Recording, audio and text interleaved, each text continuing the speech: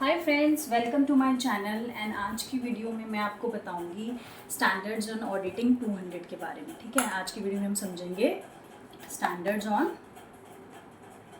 Auditing 200। ठीक है, ये कहता है overall objective of the independent auditor. किसका overall objective? Independent auditor and conduct of audit in accordance with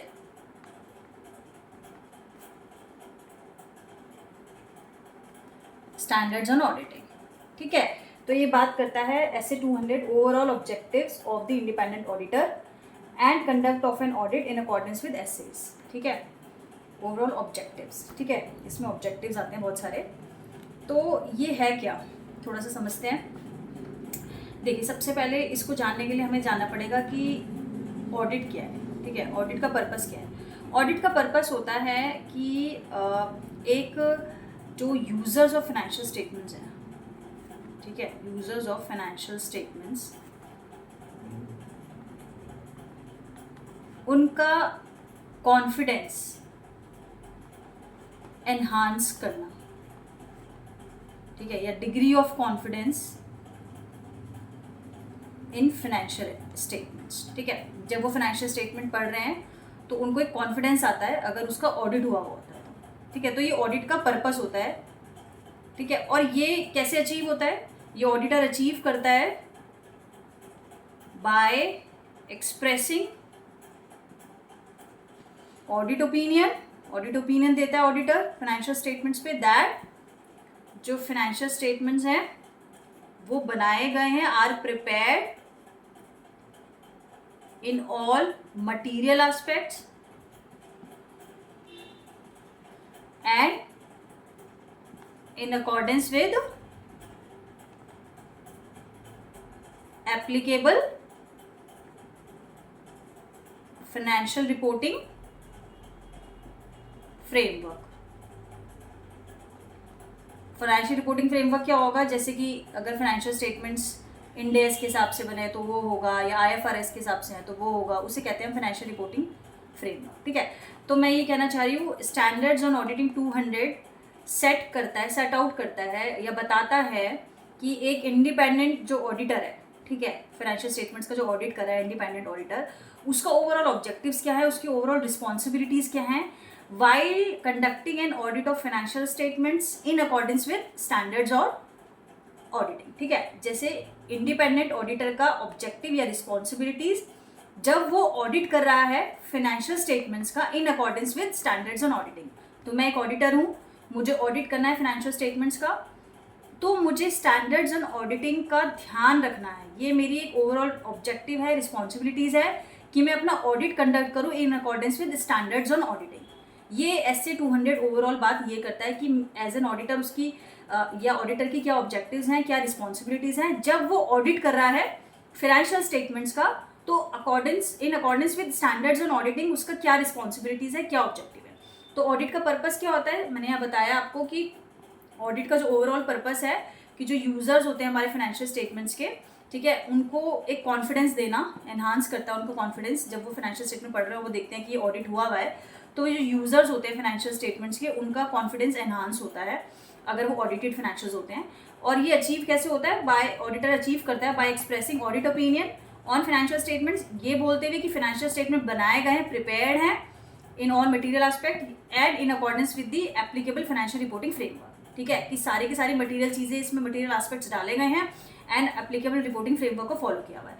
तो ये ऑडिटर अपने एक्सप्रेस करता है ओपिनियन फाइनेंशियल स्टेटमेंट्स को लेके, जिससे कि जो यूजर्स ऑफ फाइनेंशियल स्टेटमेंट्स होते हैं उनको कॉन्फिडेंस आता है, उनका कॉन्फिडेंस बढ़ता है कि हाँ, जो फाइनेंशियल स्टेटमेंट्स है वो ट्रू एंड फेयर पिक्चर दिखा रहे हैं, वो उसमें मतलब जो फाइनेंशियल रिपोर्टिंग फ्रेमवर्क है उसके अकॉर्डिंग वो फाइनेंशियल स्टेटमेंट बनाए गए हैं। मैनेजमेंट ने इन चीज़ों का ध्यान रखा है, ऑडिटर ने उस चीज़ को ओके किया है, ऑडिटर ने अपने ओपिनियन में उस चीज़ को एक्सप्रेस किया है कि वो फाइनेंशियल स्टेटमेंट जो है वो मटेरियल एस्पेक्ट्स के हिसाब से बिल्कुल सही है, ये फाइनेंशियल रिपोर्टिंग के हिसाब से बनाए गए हैं।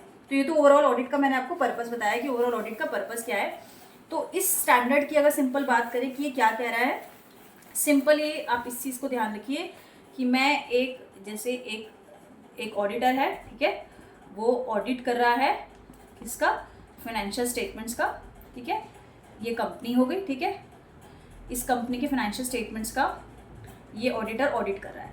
अब इसको बोला गया कि तुमको ऑडिट करते समय कुछ स्टैंडर्ड्स को फॉलो करना है, ठीक है, स्टैंडर्ड्स को फॉलो करना है, ये स्टैंडर्ड्स को मतलब कंप्लाई करना है, रिक्वायरमेंट्स के स्टैंडर्ड्स की जो भी रिक्वायरमेंट है उनको फॉलो करना है, कंप्लाई करना है। तो जब तुम ऑडिट कर रहे हो, while you are doing an audit, you have to comply with these requirements, ठीक है, ऑफ स्टैंडर्ड्स ऑन ऑडिटिंग। जो भी ऑडिट के स्टैंडर्ड्स बने हैं उनको आपको कंप्लाई करना है, उसको ध्यान में रखते हुए आपको ऑडिट करना है। ये स्टैंडर्ड ऐसे 200 ऑडिटर की ओवरऑल ऑब्जेक्टिव एंड रिस्पॉन्सिबिलिटीज को बताता है।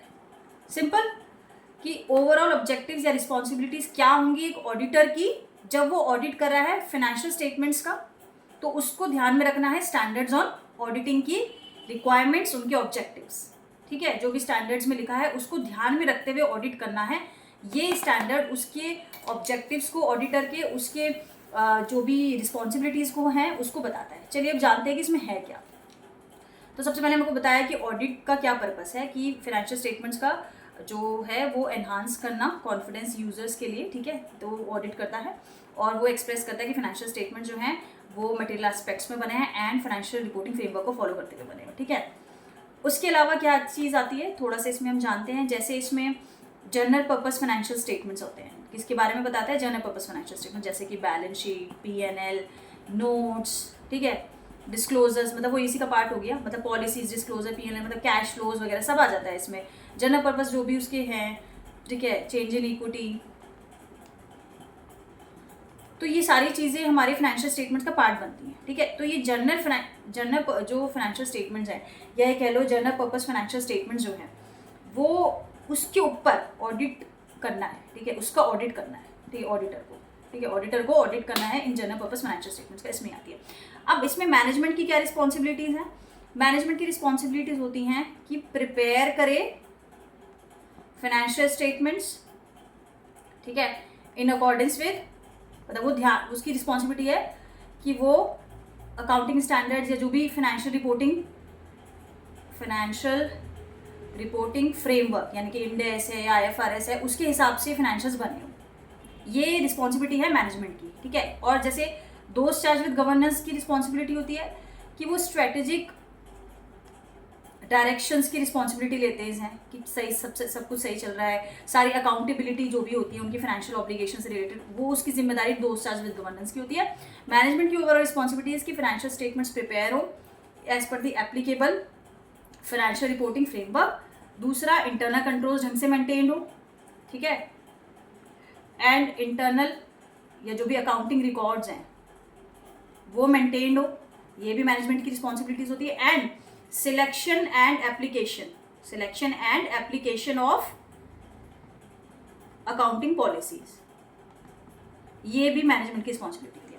तो इस स्टैंडर्ड्स में सबसे पहले हमने बात की कि ऑडिट क्या होता है, उसका क्या पर्पस है, ऑडिटर की क्या रिस्पॉन्सिबिलिटी वो भी हम देखेंगे, क्या ऑब्जेक्टिव वो देखेंगे। सबसे पहले हम जान लेते हैं कि किसके ऊपर वो ऑडिट कर रहा है। जैसे जनरल फाइनेंशियल पर्पस या जनरल पर्पस जो फाइनेंशियल स्टेटमेंट्स है, जनरल पर्पस की जो फाइनेंशियल स्टेटमेंट है जैसे कि balance sheet, P&L, notes, disclosures, ये सारी चीज़ें इसमें आ जाती हैं। अदर स्टेटमेंट्स जो भी चेंज इन इक्विटी वगैरह की, कैश फ्लो, ये सारे के सारे जनरल पर्पस फाइनेंशियल स्टेटमेंट्स है। इसका ऑडिटर ने एक ऑडिट किया, ठीक है, और उसने एक्सप्रेस किया ओपिनियन कि फाइनेंशियल स्टेटमेंट्स जो हैं वो मटेरियल एस्पेक्ट्स के हिसाब से बनाए गए हैं, सारी चीज़ें दिखा रहे हैं, मटेरियल चीज़ें जो भी हैं, डिस्क्लोजर्स वगैरह में फाइनेंशियल स्टेटमेंट सब चीज़ें हैं एज पर मटेरियलिटी कंसेप्ट के हिसाब से। एंड फाइनेंशियल स्टेटमेंट जो हैं वो प्रिपेयर है as per the applicable reporting framework, financial reporting framework, ठीक है।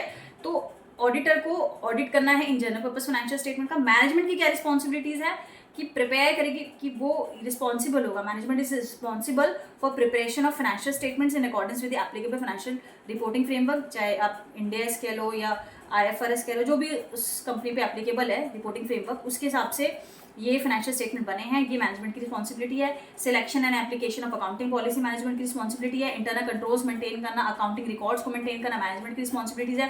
दोस्त चार्ज विद गवर्नेंस भी उनकी भी रिस्पॉन्सिबिलिटीज है कि वो डायरेक्शंस जो जा रही है कंपनी किस डायरेक्शन में जा रही है, या अकाउंटेबिलिटी या कोई और ऑब्लिगेशन उसकी रिस्पॉन्सिबिलिटी लेना, वो दोस्त चार्ज गवर्नेंस की रिस्पॉन्सिबिलिटी होती है जो हायर अथॉरिटी होती है। तो ये सारे के सारा भी इस स्टैंडर्ड्स ऑन ऑडिटिंग 200 में कवर करता है कि बीइंग एन ऑडिटर की जो रिस्पॉन्सिबिलिटी है वो ओवरऑल ऑब्जेक्टिव उसका सेट किया while conducting an audit of financial statements as per या in accordance with the standards on auditing. कि मैं ऑडिटर हूँ, मैं ऑडिट कर रही हूँ, फाइनेंशियल स्टेटमेंट्स को ऑडिट कर रही हूँ, तो मेरे ऑब्जेक्टिव, मेरी रिस्पॉन्सिबिलिटीज इस स्टैंडर्ड ने डिसाइड कर दी कि तुमको इन चीज़ों का ध्यान रखना है, ये ऑब्जेक्टिव्स को कंप्लाई करना है या मीट करना है, या ये रिस्पॉन्सिबिलिटीज को फुलफिल करना है while conducting audit in accordance with the standards on auditing. तो जितने भी स्टैंडर्ड्स ऑन ऑडिटिंग होते हैं 200, 210, 230 आगे जितने भी स्टैंडर्ड्स होते हैं सारे के सारे अपने लिए एक स्पेसिफिक टॉपिक है, जैसे ऑडिट डॉक्यूमेंटेशन का है, सैम्पलिंग का है, गोइंग कंसर्न का है, ठीक है। ये सारे के सारे स्टैंडर्ड्स ऑन ऑडिटिंग को जो भी आप जब कोई टेस्टिंग कर रहे हैं आपको उनके अकॉर्डिंग ऑडिट करना है। जैसे अगर मैं डॉक्यूमेंटेशन को स्टैंडर्ड्स ऑन ऑडिटिंग पढ़ूँ तो या देखूँ तो उसमें जो जो लिखा है मुझे डॉक्यूमेंटेशन करते समय उन चीज़ों का ध्यान रखना है। या मैं अगर overall agree to the terms जो होता है मेरा 210 जो होता है agreeing the terms of engagement, audit engagement, जब मैं टर्म्स डिसाइड कर रही हूँ क्लाइंट के साथ तो मुझे ऐसे 210 को कंप्लाई करना है। तो ऐसे अलग अलग जो स्टैंडर्ड्स ऑन ऑडिटिंग हैं उनका मुझे फॉलो करना है, उनको मुझे कंप्लाई करना है, उनके मुझे ऑब्जेक्टिव्स मीट करने हैं, उसका पूरा टेक्स्ट को मुझे समझना है, अंडरस्टैंडिंग लेनी है। ये स्टैंडर्ड कहता है कि मेरा ओवरऑल ऑब्जेक्टिव एंड रिस्पॉन्सिबिलिटी क्या होगा अगर मैं ऑडिट कर रही हूँ फाइनेंशियल स्टेटमेंट्स की, ठीक है। तो मुझे इन accordance with standards on auditing क्या क्या चीज़ें ध्यान रखनी है। तो ये जितने भी आगे के स्टैंडर्ड्स है उसके बारे में बता रहे हैं कि तुम्हारी ओवरऑल रिस्पॉन्सिबिलिटी, ओवरऑल ऑब्जेक्टिव क्या रहेगा जब तुम ऑडिट करो फाइनेंशियल स्टेटमेंट्स की। तो स्टैंडर्ड्स ऑन ऑडिटिंग के हिसाब से तुम्हारी ओवरऑल ऑब्जेक्टिव एंड रिस्पॉन्सिबिलिटीज क्या है, ये ऐसे 200 बताता है, ठीक है। चलिए आगे बढ़ते हैं। अब मैं आपको बताऊंगी कि ऑब्जेक्टिव और रिक्वायरमेंट्स क्या है। तो ये तो हमने अभी तक जाना कि ऑडिट का पर्पस क्या था, ठीक है, पर्पस ऑफ ऑडिट अभी तक हमने पढ़ा। उसके बाद हमने जनरल पर्पस, फाइनेंशियल स्टेटमेंट देखे क्या क्या होते हैं। उसके अलावा हमने देखा कि मैनेजमेंट या दोस्त चार्ज विद गवर्नेंस की क्या रिस्पॉन्सिबिलिटीज़ है, ठीक है। ये 3 चीज़ें आ गई इसमें। अब हम बात करते हैं कि ऑडिटर के क्या ऑब्जेक्टिव्स हैं, ठीक है। सो ऑडिटर का 2 ऑब्जेक्टिव होते हैं। क्या? पहला कि ऑब्टेन करना रीजनेबल एश्योरेंस। अच्छा जी, ये क्या होता है? रीजनेबल एश्योरेंस क्या होता है? It's a high level of assurance, ठीक है, बट नॉट एब्सोल्यूट। इसका क्या मतलब है? जैसे मैंने एक ऑडिट किया, ठीक है, तो मैंने कोई टेस्टिंग करी और मैंने एक ऑडिट एविडेंस के बेस पे, जैसे लेट्स से सैंपल मेरा एक ऑडिट एविडेंस था, मैंने सैंपल टेस्टिंग करी, ये मैंने टेस्टिंग प्रोसीजर्स करे, ठीक है, ये मेरा ऑडिट एविडेंस था, सैम्पलिंग टेस्टिंग, ठीक है।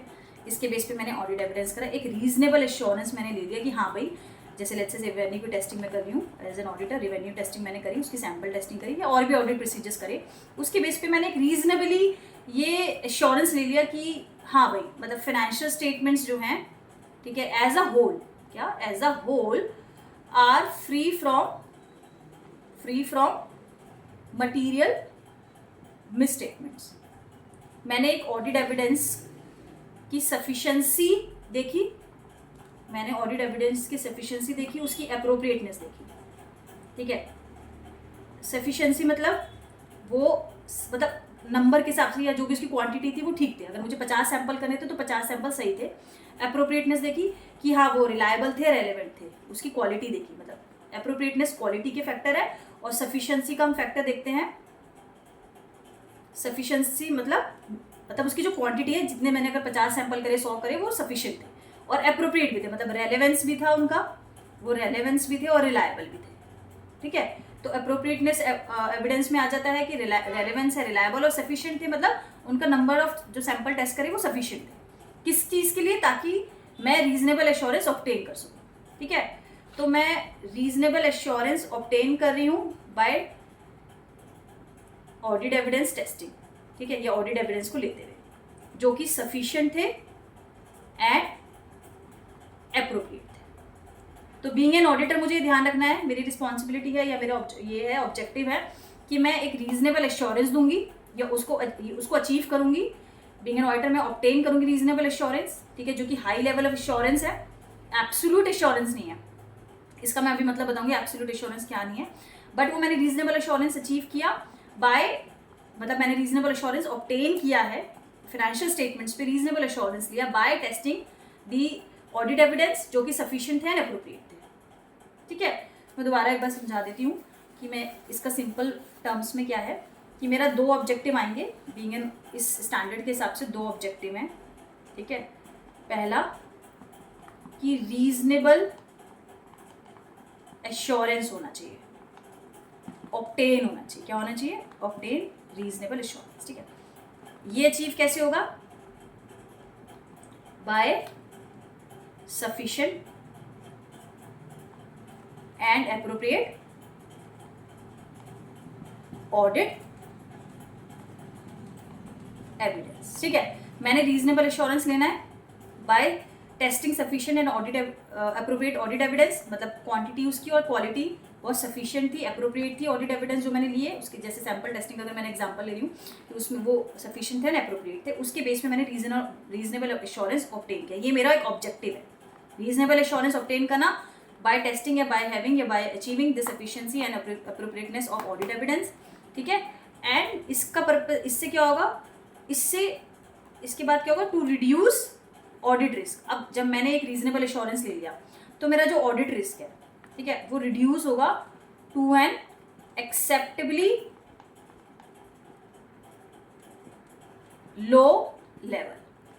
ठीक है, मैंने ऑब्जेक्टिव, आप ध्यान से समझिए, मेरा ऑब्जेक्टिव है रीजनेबल एश्योरेंस ऑब्टेन करना, मतलब एक हाई लेवल एश्योरेंस ऑब्टेन करना। कैसे, टेस्ट करके ऑडिट एविडेंस जो कि सफिशिएंट थे एंड अप्रोप्रिएट थे, सो दैट मेरा ऑडिट रिस्क जो है, ऑडिट रिस्क रिड्यूस हुआ एक्सेप्टेबली लो लेवल, बहुत ही कम लेवल तक वो रिड्यूस हो गया। इतना मैंने ऑडिट एविडेंस अचीव करके टेस्टिंग करी, ऑडिट प्रोसीजर परफॉर्म करे कि मुझे एक रीजनेबल एश्योरेंस मिल गया और मेरा ऑडिट रिस्क भी कम हो गया। ये मेरा ऑब्जेक्टिव था। एंड उसके अलावा ये ऑब्जेक्टिव है रिपोर्ट करना, सिर्फ ये ऑब्जेक्टिव नहीं है ऑडिटर का। ऑडिटर एक तो रीजनेबल एश्योरेंस ऑब्टेन करेगा, फिर रिपोर्ट करेगा ऑन फाइनेंशियल स्टेटमेंट्स, किस पे, फाइनेंशियल स्टेटमेंट्स पे रिपोर्ट करेगा एंड कम्युनिकेट करेगा, communicate as required by standards on auditing. ठीक है, कम्युनिकेशन का भी अलग से स्टैंडर्ड्स ऑन ऑडिटिंग होता है, रिपोर्टिंग का भी अलग से स्टैंडर्ड्स ऑन ऑडिटिंग होता है। तो रिपोर्ट करेगा एंड कम्युनिकेट करेगा। अब आप दोबारा से समझते हैं, इस स्टैंडर्ड्स ऑन ऑडिटिंग 200 में overall objective and responsibilities define है, राइट, किसकी, ऑडिटर की, और कब है, जब वो ऑडिट कर रहा है किस चीज़ का, फाइनेंशियल स्टेटमेंट्स का। ठीक है, तो उसको स्टैंडर्ड्स ऑन ऑडिटिंग के हिसाब से क्या चीज़ फॉलो करनी है, वो चीज़ें ओवरऑल ऑब्जेक्टिव एंड रिस्पॉन्सिबिलिटी इस वाले स्टैंडर्ड्स में डिफाइन है। क्या ऑब्जेक्टिव है, ऑब्जेक्टिव ये है कि मेरे को बीइंग एन ऑडिटर मुझे ऑब्टेन करना है रीजनेबल एश्योरेंस। ओके, जब मैं टेस्टिंग कर लूँगी या ऑडिट एविडेंस टेस्ट कर लूँगी, ऑडिट प्रोसीजर्स लगा लूँगी और sufficient and appropriate audit evidence ले लूँगी, उसके बाद एक रीजनेबल एश्योरेंस आएगा। ओके, और ये मेरा ऑडिट रिस्क कम कर देगा, एक्सेप्टेबली लो लेवल, मेरा रिस्क कम हो जाएगा। जब मैं ज़्यादा अच्छी टेस्टिंग करूँगी तो मेरा रिस्क कम हो जाएगा, कोई फ्रॉड निकले, कोई मिसस्टेटमेंट निकले इसका। या ऑडिट रिस्क में क्या क्या आता है, जैसे इनहेरेंट रिस्क हो गया, कंट्रोल रिस्क और डिटेक्शन रिस्क। ठीक है, इनहेरेंट तो बाय नेचर ही हो गया, ठीक है, बाय उसकी एसेट्स की कोई कैरेक्टर हो गया, जैसे एक मशीन है वो नॉर्मल वियर टेयर होगी या इम्पेयर होगी, तो एक रिस्क है उसका कि हाँ भाई वो, मतलब वो ब्रेक डाउन भी हो सकता है, तो एक उसका रिस्क है। एसेट या कोई एक्टिविटी से रिलेटेड हो कि मतलब वो चीज़ हो सकती है, ये रिस्क रहेगा इस इंडस्ट्री में। अगर कोई इंडस्ट्री स्पेसिफिक होता है कि हाँ भाई ये एक रिस्क है। कंट्रोल रिस्क की कंपनी के कंट्रोल्स अच्छे नहीं तो ये एक रिस्क है। डिटेक्शन रिस्क की ऑडिटर ने अपने प्रोसीजर्स अच्छे से फॉलो नहीं करे, ऑडिट प्रोसीजर्स ढंग से फॉलो नहीं हुए, तो ये डिटेक्शन रिस्क है। ये तीनों ही रिस्क का जो मल्टीप्लायर होता है कंबाइंड लेवल पे, इसको ऑडिट रिस्क कहते हैं। ऑडिट रिस्क के कंपोनेंट्स होते हैं inherent risk, control risk and detection risk. इस रिस्क को कम करने के लिए उसने टेस्टिंग करी, सफिशिएंट अप्रोप्रिएट ऑडिट एविडेंस लिए ऑडिटर ने, एंड एक रीजनेबल एश्योरेंस ऑब्टेन किया। ठीक है, एंड साथ साथ इसमें और क्या ऑब्जेक्टिव है, रिपोर्ट किया एफएस पे एंड कम्युनिकेट किया।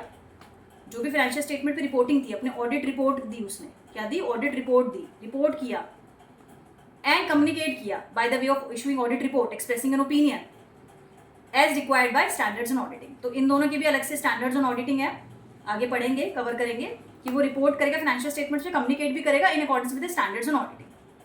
ठीक है, सो इसमें आप ध्यान रखिए, ऑब्जेक्टिव रीजनेबल एश्योरेंस ऑब्टेन करना, सफिशिएंट एप्रोप्रिएट ऑडिट एविडेंस लेना, उसके अलावा अपना ऑडिट रिस्क कम करना एंड रिपोर्ट एंड कम्युनिकेट करना एज जो भी फाइनेंशियल स्टेटमेंट उसने ऑडिट किया है उसका रिपोर्टिंग कम्युनिकेशन करना as required by standards on auditing. ये इसका ऑब्जेक्टिव है। अब बात करते हैं कि रिक्वायरमेंट में क्या आता है। ठीक है, इस स्टैंडर्ड में अब यहाँ तक हम कवर कर चुके हैं कि पर्पस ऑफ ऑडिट क्या है। स्टैंडर्ड ऐसे 200 क्या बोलता है, जनरल पर्पस फाइनेंशियल स्टेटमेंट क्या है, management and those charge with governance की क्या रिस्पॉन्सिबिलिटीज हैं। ठीक है, ये हमने कवर की। ठीक है, चौथा हमने किया कि ऑब्जेक्टिव क्या ऑडिटर का, कि रीजनेबल एश्योरेंस लेना है by sufficient and appropriate audit evidence को लेके हुए and reduce audit risk and report and communicate on FS in accordance with standards on auditing. ये ऑब्जेक्टिव हो गया। अब बात करते हैं कि उसकी रिक्वायरमेंट क्या है, किसकी, ऑडिटर की क्या रिक्वायरमेंट है। ओके, इसमें 5 रिक्वायरमेंट्स आती हैं। क्या क्या? सबसे पहला एथिकल रिक्वायरमेंट्स। ठीक है, एथिकल रिक्वायरमेंट्स। फिर आता है उसका प्रोफेशनल स्केप्टिसिज्म। उसके बाद आता है उसका प्रोफेशनल जजमेंट। ठीक है, उसके बाद आता है उसके audit evidence and risk and then lastly conduct of an audit in accordance with standards on auditing। ठीक है, तो मैं थोड़ा सा बताती हूँ कि क्या रिक्वायरमेंट्स है, एक एक करके हम ये सारी रिक्वायरमेंट डिस्कस करते हैं। तो पहले आप ये समझ लीजिए कि ऑब्जेक्टिव जो था मेरा रीजनेबल एश्योरेंस ऑब्टेन करना था by testing the audit evidence, जो इंश्योर करना कि sufficient and appropriate audit evidence हो एंड साथ साथ मुझे ऑडिट जो रिस्क है वो रिड्यूस करना है to the acceptably low level and report and communicate करना ऑन एफएस जो भी रिक्वायरमेंट है एज पर स्टैंडर्ड्स ऑन ऑडिटिंग। ये मेरा ऑब्जेक्टिव था, ओवरऑल ऑब्जेक्टिव मेरा ये था। अब इसके लिए मेरे को क्या रिक्वायरमेंट्स फॉलो अप्लाई करनी है। अच्छा, मैं ये ऑडिट कर रहा हूँ, मुझे रीजनेबल एश्योरेंस लेना है, तो लेकिन मेरी कुछ एक मेरी रिक्वायरमेंट है, मेरा एक प्रोफेशनल रिक्वायरमेंट्स है या मेरा कंडक्ट की बिहेवियर की एक रिक्वायरमेंट है, ऑडिट कैसे करना उसकी एक रिक्वायरमेंट है। तो एथिकल रिक्वायरमेंट सबसे पहले, professional scepticism, professional judgement, audit evidence and risk and conduct of an audit in accordance with standards on auditing. ये मेरी 5 रिक्वायरमेंट्स हैं। ये स्टैंडर्ड्स ऐसे 200 बताता है कि आपकी बीइंग एन ऑडिटर 5 रिक्वायरमेंट्स हैं। ठीक है, तो चलिए एक एक करके करते हैं। सबसे पहले हम एथिकल रिक्वायरमेंट्स की बात करते हैं। एथिकल रिक्वायरमेंट्स को आप ऐसे याद कर सकते हैं, बहुत सही तरीका है कि इसमें आप IOPCPI ये आप एथिकल रिक्वायरमेंट का आसान तरीका मैं आपको बताई थी क्या है। I से इंटेग्रिटी, O से ऑब्जेक्टिविटी, P से professional competence and due care, C से कॉन्फिडेंशियलिटी एंड P से मेरा professional behaviour and last I से इंडिपेंडेंस। IOPCPI ये मेरा एथिकल रिक्वायरमेंट है। क्या? इंटेग्रिटी मेंटेन करना, ऑब्जेक्टिविटी का ध्यान रखना, professional competence and due care मतलब प्रॉपर नॉलेज हो, ट्रेनिंग हो, मैं कॉम्पिटेंस हूँ, मेरी टीम पूरी कॉम्पिटेंस है ऑडिट करने के लिए, कॉन्फिडेंशियलिटी। ठीक है, मुझे कोई भी ऑडिट से रिलेटेड कोई भी डॉक्यूमेंट्स या अपना कुछ भी मतलब कोई भी इन्फॉर्मेशन क्लाइंट से रिलेटेड या कुछ भी ऑडिट से रिलेटेड मुझे शेयर नहीं करनी किसी से भी। ठीक है, उसके बाद प्रोफेशनल बिहेवियर मतलब मैं बिहेवियर वाइज प्रोफेशनली मतलब वेल ऑफ हूँ, मैं ट्रीटमेंट प्रोफेशनली करूँ, मैं बहुत अनप्रोफेशनल वे में ऑडिट नहीं करना मुझे। उसके बाद इंडिपेंडेंस, मैं इंडिपेंडेंट होनी चाहिए, मेरा कोई इंटरेस्ट नहीं होना चाहिए किसी भी तरह का उस एंटिटी से, उस ऑडिट से रिलेटेड। ठीक है, ये होगा IOPCPI, ये मेरे एथिकल रिक्वायरमेंट्स का रिक्वायरमेंट है। तो मेरी जो 6 रिक्वायरमेंट है, सबसे पहला जो एथिकल रिक्वायरमेंट की बात अगर हम करें तो उसमें 6 चीज़ें आ रही हैं। IOPCPI आप बहुत शॉर्ट में याद कर सकते हैं। IOPCPI integrity, objectivity, professional competence and due care, confidentiality, professional behaviour and independence. IOPCPI ये मेरा एथिकल रिक्वायरमेंट आ गया। ठीक है, अब दूसरी रिक्वायरमेंट मेरी क्या थी? 5 रिक्वायरमेंट थी ना, दूसरी थी मेरी प्रोफेशनल स्केप्टिसिज्म, ठीक है। इसमें क्या आएगा, इसमें दो चीज़ें ध्यान रखिए। सबसे पहला क्वेश्चनिंग माइंड, क्वेश्चनिंग माइंड, और दूसरा being alert while doing planning and performing audit, ठीक है। अब ये देख लेते हैं क्वेश्चनिंग माइंड। जैसे आप कोई ऑडिट कर रहे हैं, कोई ट्रांजैक्शन है, आपको वो पूछना है, आपको उसका पूरा इवैल्यूएशन करना है, आपको पूरा असेसमेंट करना है, बीइंग एन ऑडिट प्रोसीजर्स को फॉलो करते हुए या अपने स्टैंडर्ड्स को फॉलो करते हुए आपको क्वेश्चनिंग माइंड होना चाहिए, ठीक है। कि मतलब कुछ भी आपको ऑडिट कर रहे हैं तो आपको वो एक तरह से क्वेश्चंस रखने हैं क्लाइंट को कि ये क्यों हो रहा है, क्या हो रहा है। अगर आप सिर्फ ऑडिट एविडेंस ले रहे हैं और डॉक्यूमेंट कर रहे हैं, उसका कोई यूज़ नहीं है। आप क्वेश्चनिंग करिए, आपको क्लैरिफिकेशन लेनी पड़ेगी कि इस एविडेंस से मैं क्या ये सफिशिएंट है, क्या ये अप्रोप्रिएट है, क्या मुझे इससे रीजनेबल एश्योरेंस मिल रहा है, ठीक है। जैसे लेट्स से आप बैंक की बैलेंस की एग्जिस्टेंस चेक कर रहे हैं, ठीक है, ये एक असर्शन है जो आप चेक कर रहे हैं, तो आप इसको बैंक कॉन्फर्मेशन जो मिलेंगी, थर्ड पार्टी कॉन्फर्मेशन, इसके ऊपर भी अलग से स्टैंडर्ड है। स्टैंडर्ड्स ऑन ऑडिटिंग कहता है क्या प्रोसीजर है, उसमें लिखा हुआ है बैंक कॉन्फर्मेशन से रिलेटेड क्या क्या स्टैंडर्ड्स प्रोसीजर आपको फॉलो करने, वो स्टैंडर्ड्स ऑन ऑडिटिंग उसके में डिफाइंड है। तो आपने बैंक कॉन्फर्मेशन लिया, आपने बैलेंस जो लेट्स से 1 लाख का बैलेंस था बैंक का, तो ये आपने बुक से जब मैच किया तो मैच हो गया। तो 1 लाख का जो बैलेंस है वो बैंक ने कॉन्फर्म किया, थर्ड पार्टी ने कॉन्फर्म किया। किसने? थर्ड पार्टी ने कॉन्फर्म किया कि हाँ ये बैलेंस सही है। तो आपने एग्जिस्टेंस पे एक रीजनेबल एश्योरेंस ले लिया। क्या ले लिया? एक रीजनेबल आपने ऑडिट एविडेंस। आपका ऑडिट एविडेंस क्या हुआ? ये बैंक कॉन्फर्मेशन आपका ऑडिट एविडेंस हुआ। आपकी टेस्टिंग क्या हुई? एग्जिस्टेंस के असर्शन को टेस्ट करना आपकी ऑडिट प्रोसीजर हुआ। ऑडिट एविडेंस सफिशिएंट था? हाँ सफिशिएंट था। अप्रोप्रिएट था? हाँ अप्रोप्रिएट। सफिशिएंट कैसे था? 1 लाख बता रहा था, 1 लाख बता रहा था, एक सैंपल हमने कर लिया, वो 1 लाख बता रहा था बैंक बैलेंस का कॉन्फर्मेशन। और उसकी सफिशिएंसी क्या थी? क्या वो रेलेवेंट था? हाँ वो रेलेवेंट था। क्यों? क्योंकि थर्ड पार्टी से आया था। क्या वो रिलायबल था? हाँ रिलायबल था, क्योंकि थर्ड पार्टी ने मुझे डायरेक्टली कॉन्फर्म किया है, तो रेलेवेंट भी है और रिलायबल भी है। मेरे लिए रेलेवेंस भी रखता है ये, इससे मैं अपना एक एश्योरेंस बिल्ड कर सकता हूँ। और रिलायबल इसलिए क्योंकि थर्ड पार्टी ने डायरेक्टली मुझे भेजा था। डायरेक्टली अगर कंपनी को भेजा था तो मैं रिलायबल नहीं मान सकती, बट हाँ ये डायरेक्टली मुझे मेल आई है, डायरेक्ट कॉन्फर्मेशन आया है, तो ये रिलायबल भी है। तो इससे मैंने एक इस ऑडिट एविडेंस को जब टेस्ट किया, अपनी असर्शन टेस्टिंग करी, ऑडिट प्रोसीजर्स परफॉर्म करे, तो मैंने एक रीजनेबल एश्योरेंस लिया। तो आपको क्वेश्चनिंग माइंड होना चाहिए कि मेरे को मतलब एक बैंक बैलेंस अगर लेट्स से कोई भी मिसमैच है तो रीको आइटम चेक करो और फर्दर ऑडिट प्रोसीजर्स आप करो, क्वेश्चन पूछो कि ऐसा क्यों वैसा क्यों। इस टाइप की आपको क्वेश्चनिंग माइंड होना चाहिए, ताकि आपका जो ऑडिट एविडेंस है वो आपको एक रीजनेबल एश्योरेंस, जो आपको ओवरऑल ऑब्जेक्टिव है रीजनेबल एश्योरेंस लेने का, वो मीट हो सके।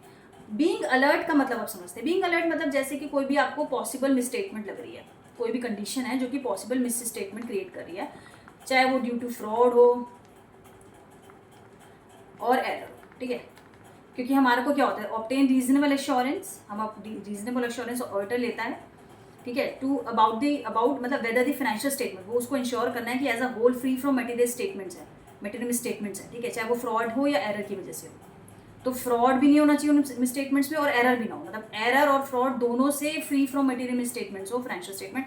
तो अगर आपको कोई भी कंडीशन लगती है जो पॉसिबल मिसस्टेटमेंट कर रही है, जिससे चाहे वो फ्रॉड की हो कंडीशन, वो मिसस्टेटमेंट फ्रॉड की वजह से हो या कोई एरर की वजह से जनरेट हो रही है, बट वो मिसस्टेटमेंट को क्रिएट कर रहा है कोई भी कंडीशन, तो उसके लिए आपको अलर्ट होना चाहिए, ठीक है। जैसे आपको ऑडिट करते करते कोई चीज़ आपको पता चली कि विद इन अ फर्म किसी ने कोई फ्रॉड कर दिया, एम्प्लॉई ने या कंपनी ने कोई फ्रॉड कर दिया, कोई न्यूज़ आ गई, तो आपको लगता है कि हाँ ये कंडीशन जो है मिस स्टेटमेंट कर रही है क्योंकि इसमें फ्रॉड फैक्टर इन्वॉल्व है, या कोई एरर हो गया कि कंपनी ने जानबूझ के अपने हाई प्रॉफिट दिखाने के लिए कोई एंट्री गलत कर दी या कोई हटा दी, मिसस्टेट कर दी, ओमिट कर दी, कुछ भी इस टाइप की मिसस्टेटमेंट्स इंक्लूडिंग ओमिशंस, कुछ भी हो सकता है, ठीक है। मिसस्टेटमेंट्स में ओमिशंस भी आता है। तो possible misstatements due to fraud and error, अगर कोई भी कंडीशन जनरेट हो रही है तो उसके लिए आपको बीइंग अलर्ट रहना है, ठीक है। मतलब आपको अलर्ट रहना है कि भाई कोई ऐसी कंडीशन तो नहीं है जिससे कोई मिसस्टेटमेंट जनरेट हो रही है। दूसरा कि जैसे ऑडिट जो एविडेंस आपको मिला वो कॉन्ट्राडिक्ट कर रहा है, क्या कर रहा है, बिल्कुल अलग है, कॉन्ट्राडिक्ट कर रहा है किससे, अदर एविडेंस, जो भी लेट्स से कोई और एविडेंस था और जो ऑडिट एविडेंस आपको मिला वो बिल्कुल कॉन्ट्राडिक्ट कर रहा है, ठीक है। इस समय भी आपको अलर्ट रहना है कि ये जो मुझे ऑडिट एविडेंस मिला ये बाकी सिचुएशन से, बाकी किसी और एविडेंस से जस्टिफाई नहीं हो पा रहा, ठीक है। तो इस केस में भी आपको अलर्ट रहना है। बीइंग अलर्ट का मतलब यहाँ पे ये है कि आपको कोई भी सिचुएशन है जो आपको मिसस्टेटमेंट की तरफ लग रहा है, कंडीशन है, या कोई भी आपको ऑडिट एविडेंस से रिलेटेड डाउट है, जो आपका जजमेंट या आपको जो एश्योरेंस लेना है, रीजनेबल एश्योरेंस लेना है, उसको मीट नहीं कर पा रहा वो ऑडिट एविडेंस की टेस्टिंग के बाद भी आप रीजनेबली एश्योर नहीं हो पा रहे कि हाँ भाई वो ऑडिट एविडेंस सही है, सफिशिएंट है, अप्रोप्रिएट है, कोई भी डाउट है, तो आपको अलर्ट रहना है। ये प्रोफेशनल स्केप्टिज्म में चीज़ें आती है, questioning mind and being alert. आप ऐसे याद कीजिए, professional scepticism, questioning mind and being alert. ठीक है, तो ये मेरा दूसरा रिक्वायरमेंट था। पहला रिक्वायरमेंट क्या था? एथिकल, जो कि था IOPC PI। ठीक है, और तो पहला मेरा था, मैं यहाँ लिख देती हूँ, पहला मेरा था ethical requirement IOPC PI, integrity, objectivity, professional competence, due care, confidentiality, professional behaviour and independence. ठीक है, दूसरा मेरा है प्रोफेशनल स्केप्टिज्म, और उसमें आगे questioning mind and being alert. कोई भी सिचुएशन हो, कंडीशन हो, उसके लिए आपको अलर्ट रहना है और क्वेश्चनिंग माइंड होना चाहिए। ठीक है, अब तीसरा बात करते हैं। तीसरा है प्रोफेशनल जजमेंट। क्या है? Professional judgement.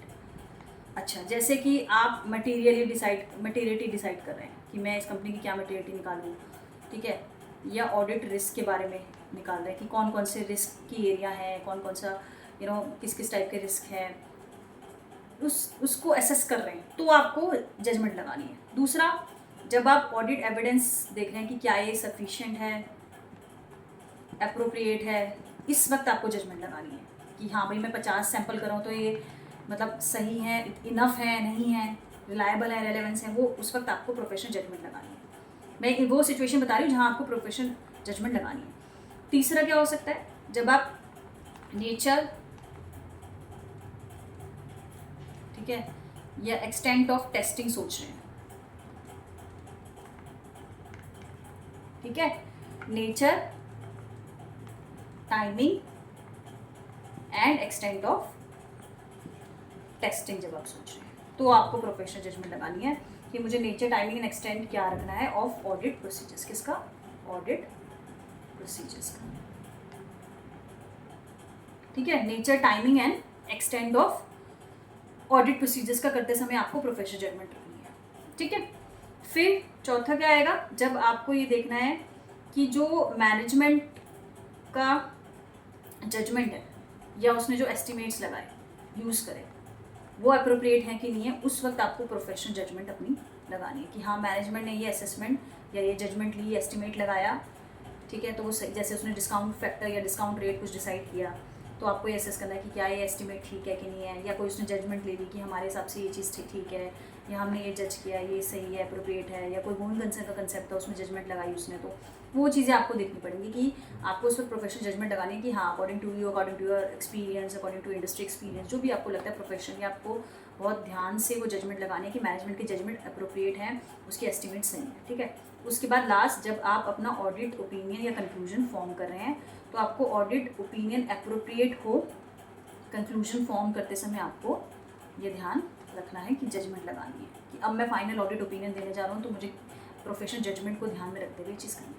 ठीक है, तो ये हमारा तीसरा रिक्वायरमेंट है प्रोफेशनल जजमेंट का, जिसमें मटेरियलिटी, ऑडिट रिस्क के समय ऑडिट सफिशिएंट है, अप्रोप्रिएट है उस समय, nature, timing and extent of audit procedure, management के जजमेंट को ध्यान रखते हुए या मैनेजमेंट के एस्टिमेट्स को चेक करते समय, ऑडिट का फाइनल कंक्लूजन फॉर्म करते समय आपको प्रोफेशनल जजमेंट लगानी है। ठीक है, तो एथिकल हमने ऑब्जेक्टिव हमने देख लिया था, रीजनेबल एश्योरेंस लेना, ऑडिट एविडेंस को चेक करते हुए सफिशिएंट अप्रोप्रिएटनेस देखते हुए रिड्यूस करना ऑडिट रिस्क को to acceptably low level and report and communicate करना ऑन FS। ठीक है, ये हमारा ऑब्जेक्टिव था। फिर हमने देखा कि हमारा रिक्वायरमेंट क्या है। पहली रिक्वायरमेंट क्या है? एथिकल रिक्वायरमेंट है हमारी, दूसरी प्रोफेशनल स्केप्टिज्म, और तीसरी मैंने अभी बताई प्रोफेशनल जजमेंट। ठीक है, अब चौथी हम करते हैं ऑडिट एविडेंस एंड रिस्क। क्या है तो चौथी हमारी रिक्वायरमेंट कि ऑडिट एविडेंस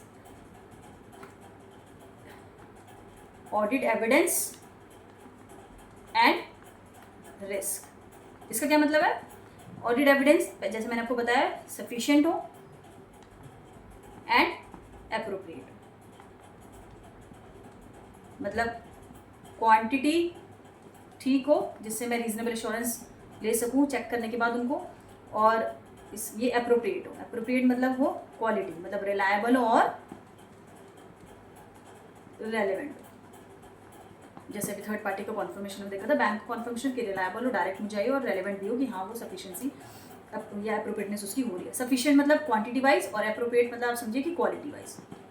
ठीक है, तो क्वांटिटी की बात करते हैं कि ऑडिट एविडेंस सफिशिएंट हो, क्वांटिटी मतलब मैंने 50 सैंपल करे, 100 करे या 200 करे, जो भी है वो सफिशिएंट थे, अप्रोप्रिएट थे, मेरे लिए रेलेवेंट थे, रिलायबल थे। उन ऑडिट एविडेंस को चेक करके मैं एक रीजनेबल एश्योरेंस अपना और ऑब्जेक्टिव जो है मेरा रीजनेबल एश्योरेंस ऑब्टेन करने का वो कर सकती हूँ। ठीक है, तो ये मेरा 4th रिक्वायरमेंट आ गया, ऑडिट एविडेंस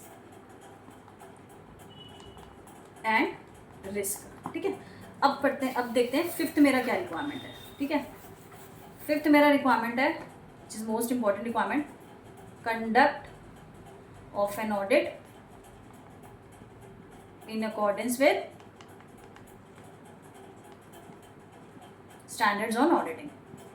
तो स्टैंडर्ड्स ऑन ऑडिटिंग को मैंने कंप्लाई करना है, स्टैंडर्ड्स ऑन ऑडिटिंग को मैंने उसके ऑब्जेक्टिव को समझना है, उसकी रिक्वायरमेंट्स को समझना है, एंड अगर मुझे लगता है कि मैं ओवरऑल ऑब्जेक्टिव मीट नहीं कर पा रही तो मैं अपनी रिपोर्ट को मॉडिफाई कर सकती हूँ या मैं एंगेजमेंट को विड्रॉ कर सकती हूँ। क्या कर सकती हूँ? विड्रॉ कर सकती हूँ।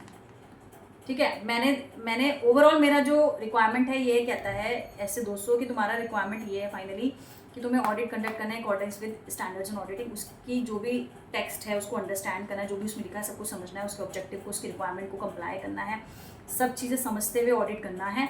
एंड अगर आपको लगता है कि फिर भी आपको ओवरऑल ऑब्जेक्टिव मीट नहीं हो पा रहा है या आपका जो स्टैंडर्ड्स कहता है उसके हिसाब से आप नहीं ऑडिट कर पा रहे, नहीं चीज़ें आपको मिल पा रही, नहीं ऑडिट प्रोसीजर्स परफॉर्म करें, लेट्स से कोई स्टैंडर्ड है वो कहता है ऑडिट डॉक्यूमेंटेशन ऐसी हो, लेकिन आप वो नहीं बना पा रहे क्योंकि आपको एविडेंस ही नहीं मिला, तो आप वो मॉडिफाई कर सकते हैं या एंगेजमेंट को विड्रॉ भी कर सकते हैं।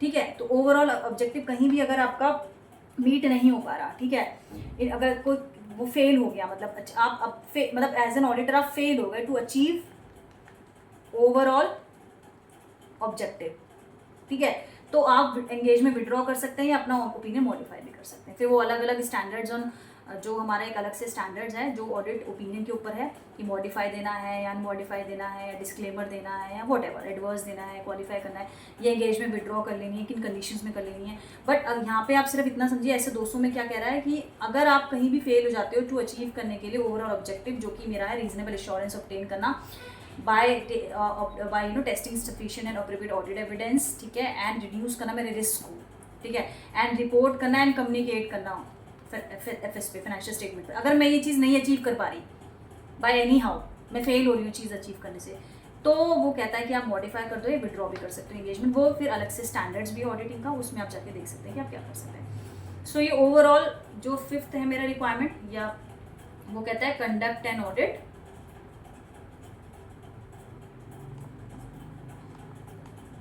conduct of an audit in accordance with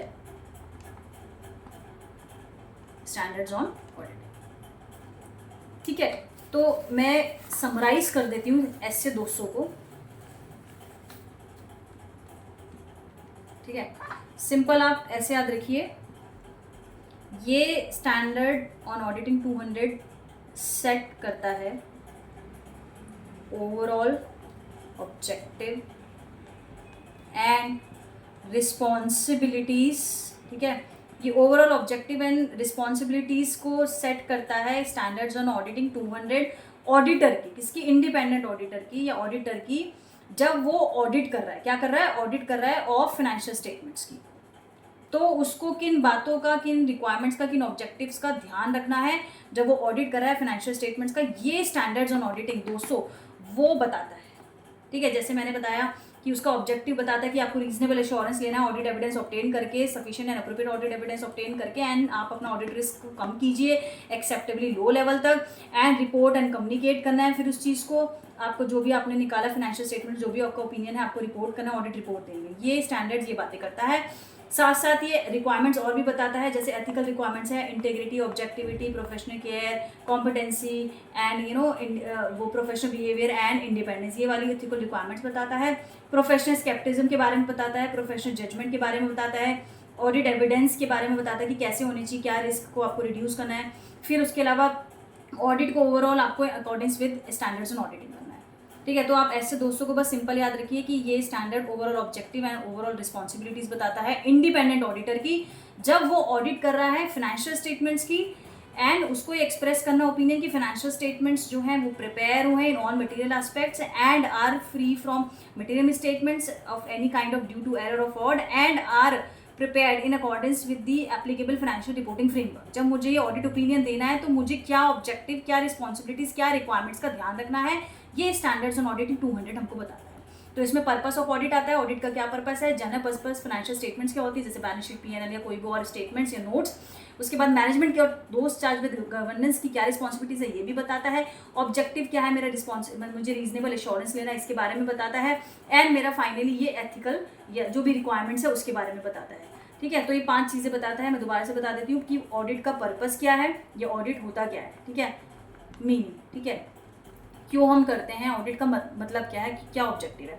दूसरा ये बताता है general purpose financial statement, balance sheet, PNL, notes and other thing and other statement. ठीक है, उसके बाद ये बताता है कि मैनेजमेंट की या दोस्त चार्ज विद गवर्नेंस की क्या रिस्पॉन्सिबिलिटीज है रिलेटेड टू फाइनेंशियल स्टेटमेंट्स। ठीक है, उसके बाद ये बताता है कि अब बताता है कि मतलब मेरा एज एन ऑडिटर क्या ऑब्जेक्टिव है, रीजनेबल एश्योरेंस ऑब्टेन करना, ये मेरा ओवरऑल ऑब्जेक्टिव है। और लास्टली बताता है कि मेरी रिक्वायरमेंट्स क्या है। 5 टाइप की रिक्वायरमेंट्स हैं मेरी, कौन कौन सी, एथिकल रिक्वायरमेंट्स है, प्रोफेशनल स्केप्टिज्म है, प्रोफेशनल जजमेंट है, ऑडिट एविडेंस एंड रिस्क है, conduct of an audit in accordance with the standards on auditing. ठीक है, ये मेरा 5 चीज़ें आप ध्यान रखिए। और स्टैंडर्ड्स ऑन ऑडिटिंग 200 जो है आपका बिल्कुल समराइज हो जाएगा, आपको बिल्कुल टिप्स पे हो जाएगा अगर आप ये 5 चीज़ें याद रख लेते हैं। पर्पस ऑफ ऑडिट और मीनिंग क्या है, जनरल पर्पस फाइनेंशियल स्टेटमेंट में क्या आता है, मैनेजमेंट एंड दोस्त चार्ज विद गवर्नेंस की क्या रिस्पॉन्सिबिलिटीज़ है, ऑब्जेक्टिव्स क्या है, ये ऑब्जेक्टिव्स क्या है मेरे, रीजनेबल एश्योरेंस ऑब्टेन करना एंड फिर उसको रिपोर्ट करना एंड कम्युनिकेट करना फाइनेंशियल स्टेटमेंट्स में जो भी मेरा आया, मतलब ऑडिट रिपोर्ट देना। ठीक है, मेरे को रीजनेबल एश्योरेंस ऑब्टेन करना है और ऑडिट रिपोर्ट इशू करनी है, कम्युनिकेट करनी है टू दी मैनेजमेंट और दोस्त चार्ज विद गवर्नेंस और हूसोएवर इट में कंसर्न। ठीक है, ये मेरा ऑब्जेक्टिव एंड रिक्वायरमेंट्स मेरी क्या है, ये 5 रिक्वायरमेंट्स हैं, ethical requirements, professional scepticism, professional judgement, audit evidence, risk and conduct of audit in accordance with SA. मुझे एसएस का ध्यान रखना है, प्रोफेशनल जजमेंट लगानी है, प्रोफेशनल स्केप्टिज्म लगाना है, अपनी एथिकल रिक्वायरमेंट्स को ध्यान रखना है। ये 5 चीज़ें आप टिप्स पे रखिए, आपको स्टैंडर्ड्स ऑन ऑडिटिंग 200 बिल्कुल एक समराइज्ड और एक बिल्कुल रिवीजन के लिए बहुत आसान रहेगा। ये 5 पॉइंट आप ध्यान रखिए कि क्या ऑडिट है, पर्पस क्या है, general purpose financial statements, management की और रिस्पॉन्सिबिलिटी क्या है, ऑब्जेक्टिव बीइंग एन ऑडिटर मेरा क्या है, और मेरी रिक्वायरमेंट्स क्या है being an auditor while I am doing या conducting an audit of financial statements in accordance with standards on audit. ठीक है, मैं थोड़ा सा एक चीज़ और बता देती हूँ आपको। मैंने एक वर्ड यूज़ किया बार बार, रीजनेबल एश्योरेंस। ठीक है, मैं उसके बारे में थोड़ा बता देती हूँ, कुछ लोगों को शायद कन्फ्यूजन हो रहा है। देखो, रीजनेबल एश्योरेंस क्या होता है, जो मेरा ऑब्जेक्टिव भी है इस स्टैंडर्ड का, ये बेसिकली हाई लेवल एश्योरेंस है। ठीक है, एक होता है लिमिटेड एश्योरेंस, जैसे जो लिस्टेड हम क्लाइंट्स करते हैं उसमें हम लिमिटेड एश्योरेंस कहते हैं। हम उसको लिमिटेड क्यों कहते हैं, क्योंकि मैंने सारी ऑडिट प्रोसीजर्स परफॉर्म नहीं करी है, मैंने सिर्फ रिव्यू प्रोसीजर्स करी है। जैसे अगर रेवेन्यू 100 से 120 हुआ तो मैंने जो 20 का वेरिएंस है उस पर काम किया है, जो 20 का इंक्रीज हुआ रेवेन्यू 2024 से 25 में, मार्च 24 था, मार्च 25 से क्वार्टर है अगर है तो ये जून 25 क्वार्टर आ गया और ये मार्च 24 था या मार्च 25 था, तो मैंने क्वार्टर एंड क्वार्टर की मूवमेंट देखी, लिमिटेड एश्योरेंस दिया। इस वक्त मैंने लिमिटेड एश्योरेंस दिया। तो जनरली लिस्टेड क्लाइंट्स जो हम करते हैं क्वार्टरली, उनमें हम लिमिटेड एश्योरेंस देते हैं, उस वक्त हम फुल ऑडिट नहीं कर रहे, वो हाई लेवल एश्योरेंस नहीं है, इसको हम कहते हैं लिमिटेड एश्योरेंस। रीजनेबल एश्योरेंस क्या होता है, हाई लेवल एश्योरेंस होता है कि मैंने फुल फ्लेज ऑडिट किया। क्या किया, फुल फ्लेज ऑडिट किया है, अपने सारे ऑडिट प्रोसीजर्स फॉलो करे हैं, सारे टेस्टिंग प्रोसीजर फॉलो करे हैं, सारे स्टैंडर्ड्स को कंप्लाई किया है, सारी चीज़ें मैंने देखी है, बैलेंस शीट फुल मैंने बैलेंस शीट जो है PNL, disclosure, notes, recognition, measurement, सारे स्टैंड